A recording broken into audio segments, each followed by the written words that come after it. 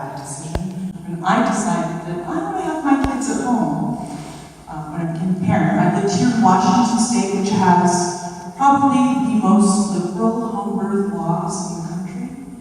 And I felt very confident going into the experience that I would be able to handle it, and I was very committed to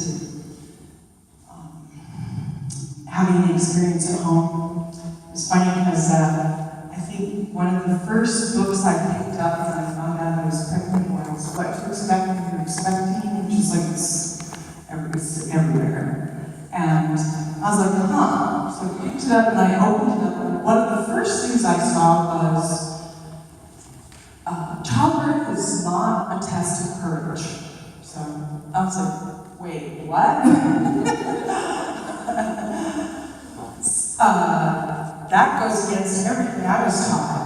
My grandpa made this, taught me that the reason that Duwamish people have the Sundance is because men need a way to prove their courage in the way that women do when we give birth.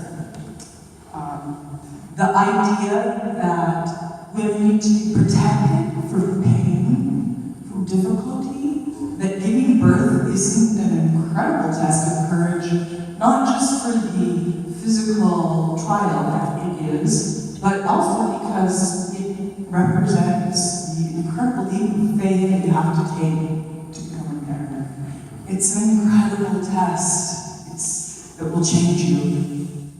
The idea that we don't need to be inconvenienced in any way, and as women, we need to be protected from the blood and pain and reality of it by the medicalization of it is, it's pretty sad. and I want to stress as a mother that I think that in America, that as consumers, the medical community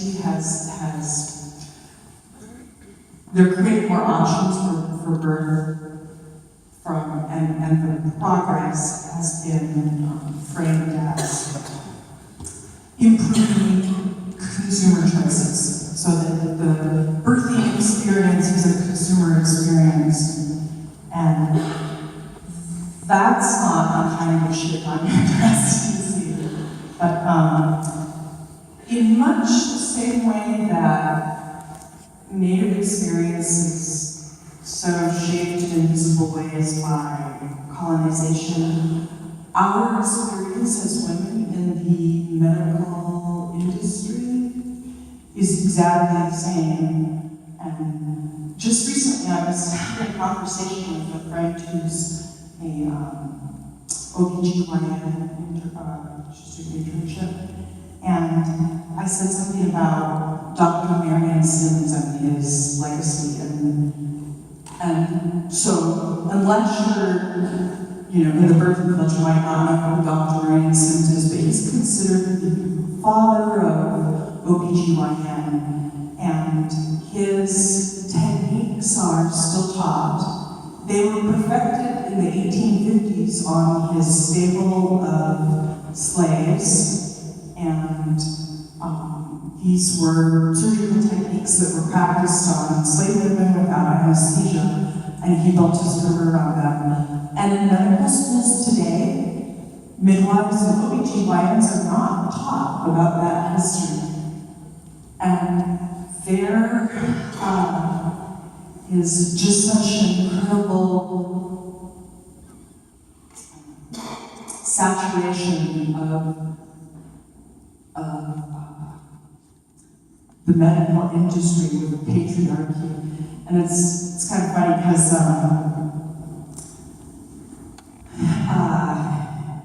when by the way, could you tell me, is there 10 minutes? You should be a 10-minute warning. Roger, we keep on time? Let's keep on time. I'm so glad 10 minutes? Okay, excellent. I'm going to speed this up. Anyway, long story short, I got myself a midwife I decided I'm this tough woman and I'm going to have my baby at home.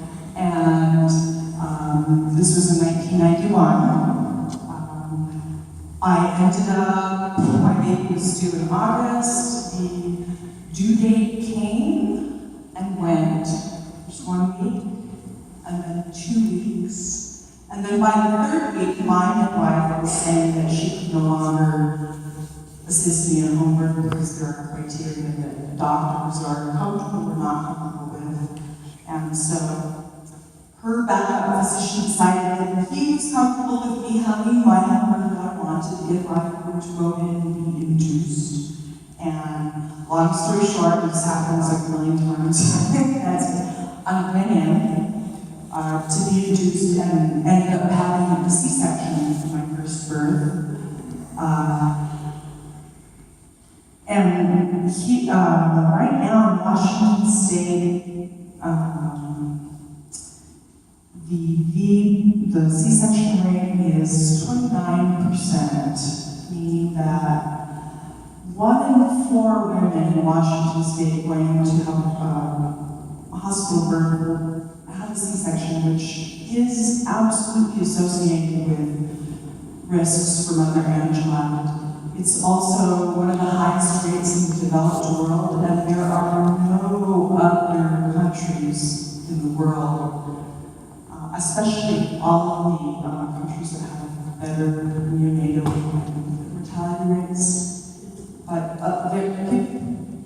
practitioners in other countries look at hospital practices in the United States, and it's easier for them to critique why we all end up with C-sections, but of course, doctors are practicing medicine with an eye to liability. That's the main thing. So if you should have done something but didn't, you can get blamed as a doctor. So liability drives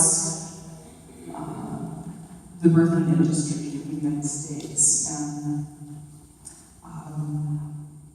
it was at this point that I started to get really, really fascinated in what my experience had been, and I started talking a lot more with my mother and my grandmother and birthing professionals, and started really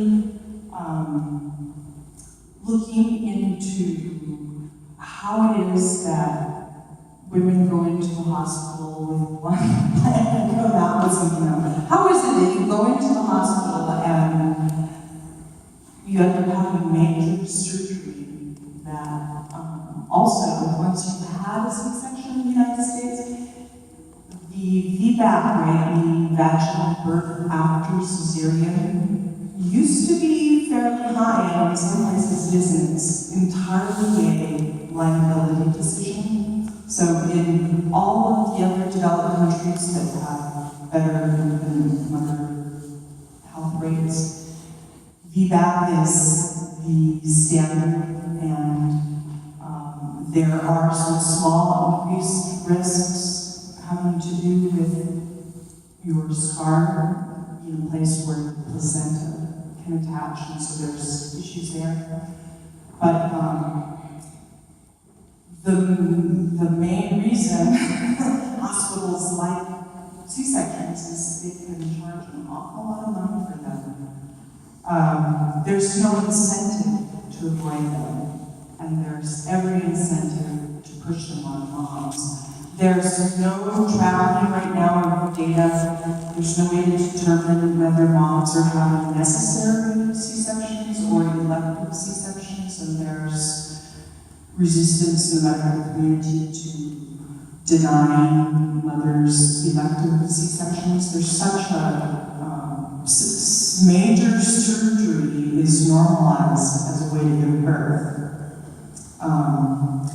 When I got pregnant with my son, my second child, I decided that I wanted to avoid what happened the first time. And one of the pieces of research that I had done was all around how statistical norms around childbirth are enforced norms. So right now, for instance, In Washington State, you will not find an OBGYN who will allow you to have a home birth if you're more than 2 weeks overdue.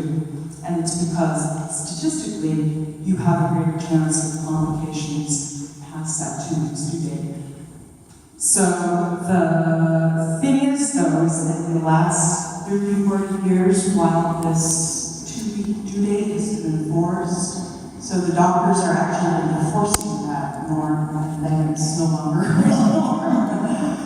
And so I had discovered that there is a strong link between pregnancy and you should ask your mom, how long was your pregnancy? Well, I asked my mom, she was like, oh yeah, all my pregnancies are really long. Each one was at least 2 weeks long. And going into the end of my pregnancy the second time, I just felt very comfortable, I felt very safe, and I just added 2 weeks to my due date to talk to doctors, and it caused everyone to just calm down. And I found a midwife who was willing to assist me in a home feedback, and that is what happened, and it just turned out to be this crazy easy labor for, I have no idea why. I was like in labor for an hour, and my wife and I went hiking, and then I came home, and we set up this hot tub thing for warm water and got it, and had a baby, and it was just crazy. It was just like, I had no idea it was I was prepared for torture. It was just shocking to have it. It wasn't easy, but it was, went by really fast and everything happened. It's completely involuntary. But the difference between having a child at home, surrounded by my family, and my midwives, and my loved ones, and my kids, and my older child, and having complete control over my comfort, and also just like, for instance, I was like, like 9, 7, I was like poised right on the edge, ready to push. And all of a sudden everything stopped, and I was like, I'm really hungry. And my midwife went and grabbed me a sandwich, and I ate it, and then labor continued. And that would never, ever happen in a hospital, because in a hospital, you might need surgery, and therefore, you cannot eat while you're in labor or before you go to birth. And oh my God, it's a test of courage. It's physically brutal. You need to eat. The next morning, after I had my son at home, and my house was full of, all my relatives were all sleeping, everyone was just passed out. And the next morning, it was like 5 a.m. or so. I didn't sleep all night. I was just like looking at my child. It was a trip. And I was sitting in my bedroom, and it was July, and the door was open, and this was down by my legs in the country, and I see my son, and all of a sudden this little green tree frog hops in the window, open window plants right on his head.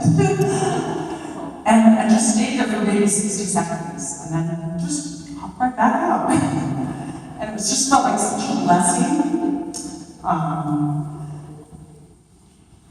I think that for me, and one of the things I actually wanted to just mention, because I think that it's something that a lot of Native women don't quite understand, and that is, I am a sexual abuse survivor, and I discovered, especially later, working with other women as a doula, that there is a really powerful link between child sexual abuse and adult complications in labor and pregnancy.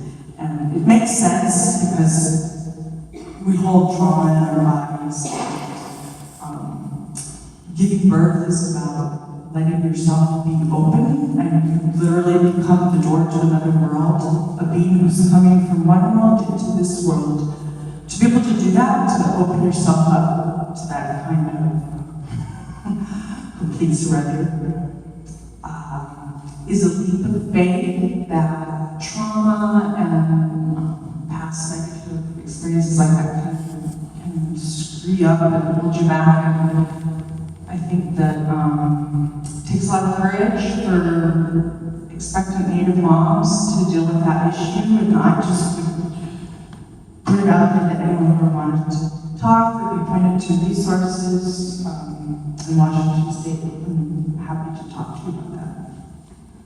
I was gonna say, I got up that morning out of bed after holding my baby, and I ran into the kitchen, and I had this incredible wave of energy and just utter, primal power, experiencing my procreative life force intense. I made breakfast for my whole household, and then I did laundry, and everyone got up and I was like, you're crazy! But that morning, feeling the kind of power that was coursing through me and the confidence it gave me, it's a big deal for a woman to give birth in a way that helps her to feel safe and empowered, and it's something that a lot of women right now in America don't have that experience. Just something to consider. And I also don't want to make anyone feel judged. I know that you're supposed to give birth in a certain way and blah, blah, blah. That's not actually what it's about. Anyway, thanks for listening to me babble on. You can come and put a quarter to me on top here. And it's great to see you all here.